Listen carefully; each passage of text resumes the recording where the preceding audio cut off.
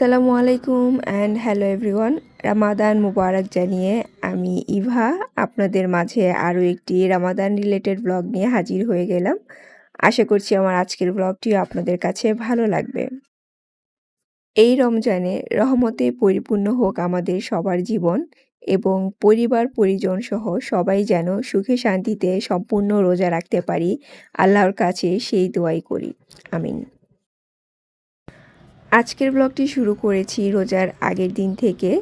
সকালবেলায় শুরু করলাম। তো আমি কিচেনে কাজে নিয়ে অনেক বিজি, তো ভাবলাম যে লিয়ানাকেও কিছু করতে দেই, কারণ এই সকল কাজ লিয়ানা তো করতে পারে। তো কালকে যে স্ন্যাক্সগুলো ফ্রোজেন করেছিলাম ওইগুলো বক্সে রেখে দিল লিয়ানা, সেই সাথে কিছু পেঁয়াজ কাঁচামরিচ ব্লেন্ড করেছিলাম ওইগুলো হচ্ছে আইস কিউব বক্সে করে রেখে দিল। আর এখানে আমি যে ঝটপট করে আজকে ভাবলাম যে ফ্রিজে বিফ রান্না করা আছে সেটা দিয়ে খিচুড়ি রান্না করে ফেলি, কারণ এক্সট্রা অনেক কিছু রান্না করার আমার সময় ছিল না। তারপর হচ্ছে আবার সেহরি রান্নাও করতে হবে, তো ভাবলাম এটা দিয়ে দুপুর রাতে খাওয়া যাবে, আবার আমি হচ্ছে সেহরিও করতে পারবো।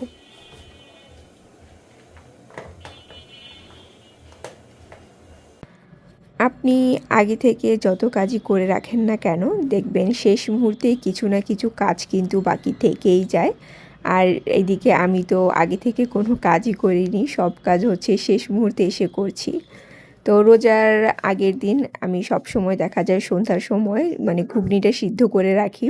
আগে থেকে চেষ্টা করলেও হয় না, ওই গিয়ে আমার সন্ধ্যার সময় হচ্ছে করতে হয়। তবে এবার হচ্ছে পরিমাণে বেশি একটা করিনি, খুবই কম করে করেছি। ওই যে বললাম যে আরেম মানে প্রতিদিন মুড়ি ভর্তা খাবে না, শুধু আমি আর লিয়ানা খাবো, তো আমাদের দুজনের জন্য তো অত বেশি একটা দরকার নেই, তাই অল্প করে করেছি। আর এখানে কিছু পেঁয়াজ বেরেস্তাও করেছি, তবে গতবারের তুলনায় এবার খুবই কম করে করে রেখেছি। আর এটাও হয়তো বা করা হতো না, কিন্তু ভাবলাম যে অনেক সময় ইমার্জেন্সিতে কাজে দেয়। দেখা যায় যে চুলা ভিজে থাকতে পারে কিংবা পেঁয়াজ বেরেস্তা করার কথা মনে থাকে না। অনেক সময় এমন ইনস্ট্যান্ট খাবার বানাই যেটাতে পেঁয়াজ বেরেস্তার দরকার পড়ে, তো তখন এটা ইউজ করা যাবে এই পারপাসে আমি হচ্ছে রেডি করে রাখলাম। আর পেঁয়াজ বেরেস্তাগুলো বানিয়ে এরকম কাচের মানে বক্সে কিংবা এয়ার টাইট জারে কিন্তু ফ্রিজে রাখলে অনেক দিন ক্রিস্পি থাকে। এবার অফ ক্যামেরাতেই আমি আলুর চপ পেঁয়াজু এগুলো বানিয়ে নিয়েছি। লাস্টবারও শেয়ার করেছি, আর এমনিতেও আলুর চপ পেঁয়াজু সবাই বানাতে পারেন, এগুলো আর শেয়ার করার কি আছে। তাছাড়া আমি লাস্ট ব্লগে যে এতগুলো রেসিপি একবারে আপনাদেরকে দেখালাম, তো এগুলো আর রেকর্ড করার মতো আমার তেমন সময় ছিল না। তবে আলুর চপ আর একটু বেশি বানানোর ইচ্ছা ছিল, কিন্তু যেদিন আমি বানিয়েছি ওই দিন আমার ঘরে আলুটা শেষ হয়ে গিয়েছিল আর কি। আমি হচ্ছে সাদা ক্যাবিনেটের সাথে ম্যাচিং করার জন্য এখানে সাদা কাপড় লাগিয়েছি সিঙ্কের নিচে। জানি না এই সাদাটা কতদিন এরকম থাকবে, কারণ এত মানে তেলের ছিটা, তারপর হচ্ছে থালাবাটি মানে এখানে ওয়াশ করি সরি, সো কতদিন এভাবে সাদা থাকবে জানি না, কিন্তু ম্যাচিং করার জন্য লাগাতে হলো আর কি, নয়তো এতদিন বেশি একটা ভালো লাগছিল না দেখতে।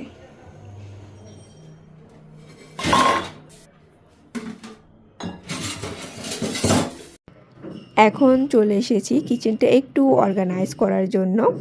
আমার যে অয়েল জারগুলো আছে সেগুলোকে আমি রিফিল করে নিয়েছি, আর এই পাশটাতে রেখে দিলাম রান্নার সুবিধার্থে।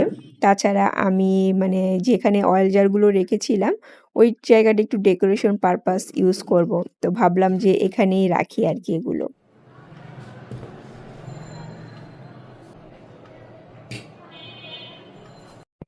এই যে চলে এসেছে আমার হেল্পার, এসে বলে যে মামুনি আমি হচ্ছে এটাতে কি বলে খেজুরগুলোকে রিফিল করি। বললাম যে ঠিক আছে করো, কিন্তু সে দেখেন একটা একটা করে মানে খেজুরগুলো রিফিল করছে। আমার কিন্তু এত ধৈর্যও নেই, এত সময়ও নেই।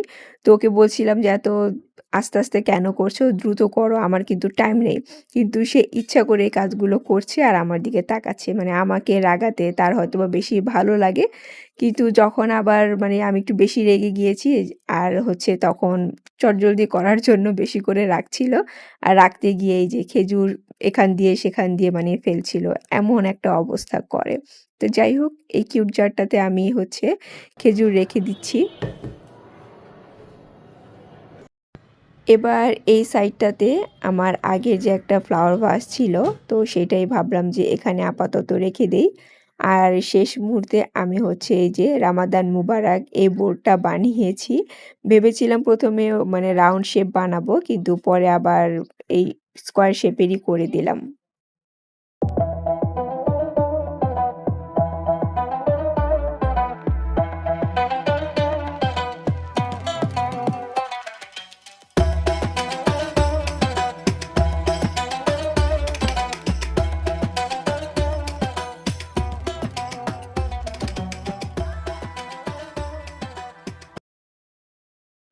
এবছর আমি ডেকোরেশন পারপাস কোনো কিছুই কিনিনি। আমার ঘরে আগে থেকে যা ছিল ওইগুলো দিয়ে একটু করে রামাদানের ভাই বানার চেষ্টা করছিলাম। যদিও চেয়েছিলাম বেশ অনেক কিছু কিনবো, কিন্তু মানে আমাদের দেশে তেমন তো রামাদান রিলেটেড স্পেশাল কোনো কিছু পাওয়াই যায় না। আর এবছর যাও অনলাইনে দেখলাম বেশ অনেক কিছুই পাওয়া যাচ্ছে, কিন্তু সেগুলো মনের মতো না। তারপর হচ্ছে ২-১ টা জিনিস যাও পছন্দ হলে প্রাইস জিজ্ঞেস করলে দেখা যায় যে অনেক প্রাইস। তো এর জন্য আর কেনা হয়নি। তো খুব আফসোস লাগে যে নন মুসলিম কান্ট্রিগুলোতে রামাদানের জন্য এত সুন্দর সুন্দর ডেকোরেশন আইটেম পাওয়া যায়, আর আমাদের দেশে পাওয়া যায় না, কোনো একটা শপেও না। তো এই যে আগের সব জিনিসপত্র দিয়েই আমি হচ্ছে গুছিয়ে নিচ্ছি। আমার ডাইনিং ওয়াগনে এটাও দিয়ে দিলাম। চলেন আপনাদের সাথে আজকে একটা স্ন্যাক্সের রেসিপি শেয়ার করি। হয়তোবা এটা অনেকেই মানে জানেন, কিন্তু আমি ফার্স্ট টাইম বানাচ্ছি। তো এখানে আমি চিকেনের কিমা নিয়েছি। তারপর হচ্ছে মানে আপনারা যে কোনো মরিচ নিতে পারেন। আমি হচ্ছে লাল মরিচ ছিল, তো আমি এখানে লাল মরিচগুলোকে একদম কুচি করে কেটে নিয়েছি। তারপর এখানে হচ্ছে সামান্য পরিমাণ সয়া সস দিচ্ছি। এখানে লাইট সয়া সসটা ইউজ করেছি আমি। তারপর দিয়ে দিব সামান্য পরিমাণ লবণ। লবণটা একটু বুঝে দিতে হবে। অল্প একটু ধনিয়া গুঁড়া, তারপর সামান্য একটু জিরা গুঁড়া, একটু গোলমরিচ ক্রাশ করে দিচ্ছি। তারপর এখানে সামান্য অনিয়ন পাউডার দিচ্ছি। যদি আপনাদের কাছে অনিয়ন পাউডার না থাকে তাহলে আপনারা হচ্ছে মানে পেঁয়াজ একদম কুচি কুচি করে দিতে পারেন। তারপর দিয়ে দিচ্ছি পুদিনা পাতা কুচি। চাইলে এখানে ধনে পাতাও দিতে পারেন, তবে পুদিনা পাতাটা মাস্ট অ্যাড করার ট্রাই করবেন। তারপর এখন সব কিছু আমি মিক্স করে নিচ্ছি। মিক্সচারটা ট্রাই করবেন যেন একটু ড্রাই টাইপের হয়, পানি না থাকে। পানি থাকলে তখন হচ্ছে আবার একটু প্রবলেম হয়ে যাবে। এখানে আমি 1 চামচের মতো হচ্ছে আটা নিয়েছি, আর 1 চামচের মতো কর্নফ্লাওয়ার নিলাম, সামান্য একটু লবণ। এরপর গোলমরিচ গুঁড়া দিয়ে এটা হচ্ছে একটা লিকুইড ব্যাটার বানিয়ে নিব।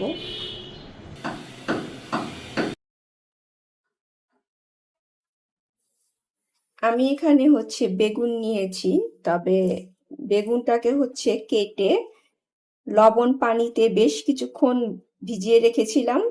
তারপর হচ্ছে উঠিয়ে একদম একটু ড্রাই করে নিয়েছি। এখন যেই মানে চিকেনের মিক্সচারটা রেডি করে রাখলাম সেটা এই বেগুনের উপর দিয়ে দিচ্ছি। আর বেগুনের অবস্থা তত একটা ভালো ছিল না, মানে আমি যেদিন বেগুনগুলো কিনেছি মানে সবজিওয়ালার কাছে সবগুলো বেগুন এরকম ছিল, যার কারণে এখন কাটার পর মানে নিচে থেকে এরকম মানে ফেটে গিয়েছে। তো কি আর করার, যেহেতু প্ল্যান করেছি বানাবো, সো এই বেগুন দিয়েই ট্রাই করছি আর কি, দেখি হয় কিনা। আর খুব বেশি মানে মোটা দেয়া যাবে না, একটু পাতলা করে দিতে হবে। বেশি মোটা করে দিলে বেগুনগুলো হচ্ছে আপনার ফেটে যাবে।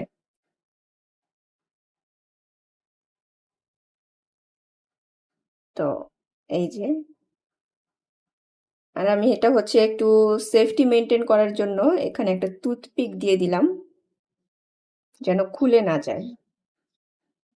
তারপর হচ্ছে এটাকে আমি এই ব্যাটারে গড়িয়ে তারপর ব্রেড ক্রাম্ব দিয়ে নিব।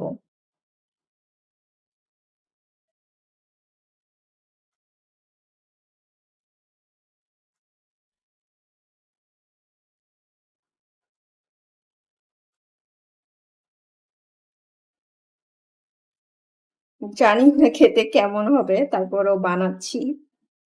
রেসিপিটা দেখে ভালো লাগলো, তো ভাবলাম যে ট্রাই করে দেখি। তো এই যে এই যে আমার বেগুন চিকেনের পপগুলো রেডি হয়ে গিয়েছে। এই কয়েকটাই বানাতে পেরেছি। তো এগুলো একটু শক্ত হওয়ার জন্য আমি এখন ডিপে রেখে দিব, তারপর ঠিক ইফতারের আগ মুহূর্তে ফ্রাই করে নেব। এবছর টেবিলটা আমি আগেভাগেই সেট আপ করে নিয়েছিলাম, নয়তো অন্য সময় দেখা যায় যে ঠিক ইফতারের আগ মুহূর্তে টেবিলটা সেট আপ করতে আসি, পরে দেখা যায় ঝামেলায় পড়তে হয়, মানে এত রাশ পড়ে যায়। তো এবার আলহামদুলিল্লাহ আমি সব কিছু একদম আজানের ঠিক 10-15 মিনিট আগে শেষ করতে পেরেছি, নয়তো অন্য সময় দেখা যায় যে আজান দিয়ে দেয় কাজ করতে করতে। এখন চলে এসেছি কিচেনে। যে আইটেমগুলো আমি আজকে ফ্রাই করব, তো ভাবলাম যে এখনই কাজ শুরু করে দেই। এতে করে রিল্যাক্স মুডে সবকিছু করা যাবে। আর রেকর্ড করে কাজ করতে গেলে একটু সময় কিন্তু বেশিই লাগে।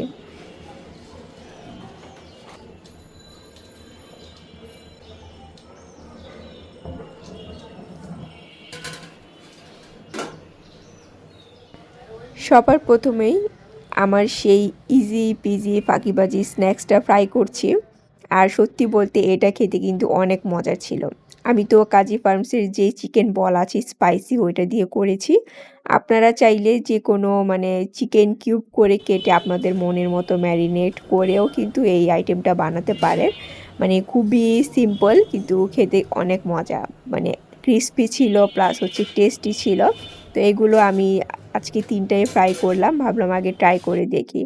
আর এখানে হচ্ছে সেই আমি চিকেন বেগুন দিয়ে যে পপ বানিয়েছিলাম ওইগুলো ফ্রাই করব। তবে শেষ মুহূর্তে আমি হচ্ছে স্টিকগুলো খুলে ফেলেছি, কারণ স্টিকের কারণে খুলে যাচ্ছিল।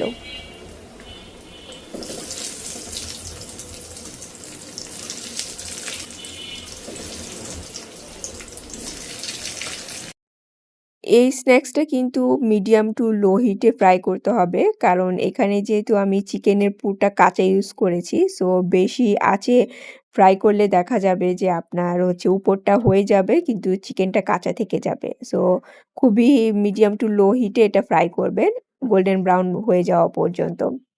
তো আপনাদের ১ম রোজা কেমন গেল? আর আজকে তো অলরেডি ৪ রোজা হয়েও গিয়েছে। মানে আমি যখন ভিডিওটা আপ দিব দেখা যাবে ৪ রোজা শেষ হয়ে যাবে। সো এই পর্যন্ত কার রোজা কেমন কাটলো, কিভাবে কাটলো? মানে যদি দেখে থাকেন ভিডিওটা তাহলে কমেন্ট করে জানাতে পারেন। তো এই যে চিকেন বেগুনের বাইট কিংবা পপগুলো রেডি। এগুলো হচ্ছে আমি এখন নামিয়ে নিচ্ছি।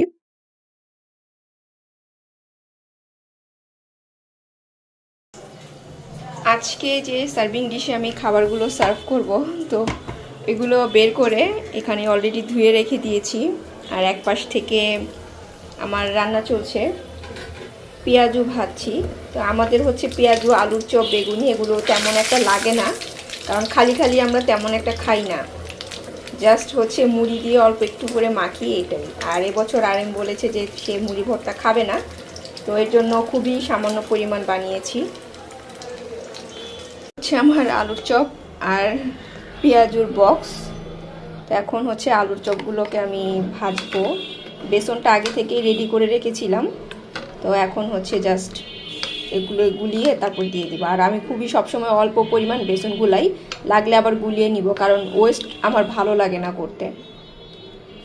কালারটা এমন ইয়েলো আসছে কেন? আসলে তো কালারটা ইয়েলো না, অরেঞ্জ কালার। এই যে আমার আলুর চপ, কালারগুলো কিন্তু খুব সুন্দর এসেছে আর আজকে অনেক একটু ফুলেছে। আসলে সবসময় আমি কম তেলে এরকম আলু চপ পেঁয়াজু ভাজি, তো তো এর জন্য দেখা যায় ফুলে না। আজকে একটু বেশি তেলে ভাজার কারণে বেশ ভালোই ফুলেছে। অফ ক্যামেরাতেই আমি এখানে প্রোটিন হেলদি চাট কিংবা চানা চাট বলতে পারেন বানিয়েছি। এটা খেতে এত মজা ছিল যে কি বলবো। তো হেলদি ভার্সনে ইফতারির মধ্যে যদি এরকম একটা খাবার খাওয়া যায় তো আর কি লাগে। তো খুবই হিট আইটেম ছিল আমার ইফতার টেবিলে এটা। আর আস্তে আস্তে করে আমি স্ন্যাক্সগুলো রেডি করে নিচ্ছি। এখানে যে বেগুন আর চিকেনের পপ বললাম, এইটা খেতেও অনেক মজা। মানে লিয়ানা আর দুজনেই খুব পছন্দ করেছে। আর আমি বেশি একটা বানাইনি, ওই যে বললাম যে বেগুনে একটু প্রবলেম ছিল, নয়তো আরও বেশি করে বানিয়ে রাখতাম। তারপর ২ টা আলুর চপ, ২ টা পেঁয়াজু ভেজেছি। আর আমি এবার প্ল্যান করেছি আমার যতগুলো ফ্রাই আইটেম আছে, এগুলো সবগুলো আমি হচ্ছে একটা প্লেটে সার্ভ করব। আর এখানে বাইরে থেকে ২ টা শাসলিক কিনে আনা হয়েছে, কারণ শাসলিক খেতে আমার অনেক ভালো লাগে। তবে বানাতে একটু ঝামেলা হয়, এর জন্য আমি বানাই না। তারপর আরেকটা ট্রেতে হচ্ছে ফ্রুটসগুলো সার্ভ করে দিচ্ছি। আসলে আমি বুঝেই পাইনি যে আমার ঘরে এতগুলো ব্যাম্বো টাইপের জিনিস আছে। প্রথমে আমি প্ল্যান করলাম যে ব্যাম্বো জিনিসপত্র সার্ভ করব। পরে হঠাৎ মনে হলো যে আমার তো এতগুলো জিনিসপত্র নেই, কিভাবে সার্ভ করব। পরে আমি হচ্ছে মানে ডাইনিং ক্যাবিনেট, ওয়াগন এগুলো খুলে দেখি যে আরে আমার তো বেশ ভালো জিনিসপত্রই আছে ব্যাম্বো টাইপের। তো ভাবলাম যে সবগুলো একটাতেই মানে সরি, সবগুলো ব্যাম্বো টাইপের যে সার্ভিং ডিশ আছে সেগুলোতেই আমি আজকে ইফতারটা রেডি করব।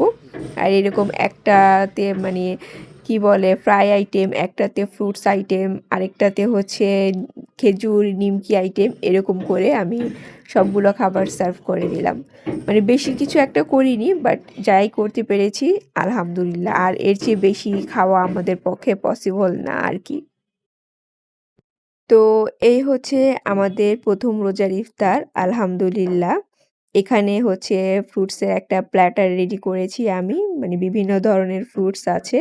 সেই সাথে নিমকি আর খেজুর এই স্টার মুন সেই মানে ট্রেটাতে রেখেছি। জিলাপি ২ টাই আনিয়েছি শুধু আমার আর লিয়ানার জন্য। আর এটাতে তো ওই যে ফ্রাই আইটেমগুলো আছে ওইগুলো। আর আমার কিউট যেই জার আছে, মানে জগ আর কি বলতে পারেন, সেইটাতে হচ্ছে আমি এখানে মাঠার শরবত বানিয়েছি। তো এই হচ্ছে আমাদের আজকের ইফতার। আর আমি সিম্পলের মধ্যে এভাবে করে মানে ডেকোরেশন করেছি।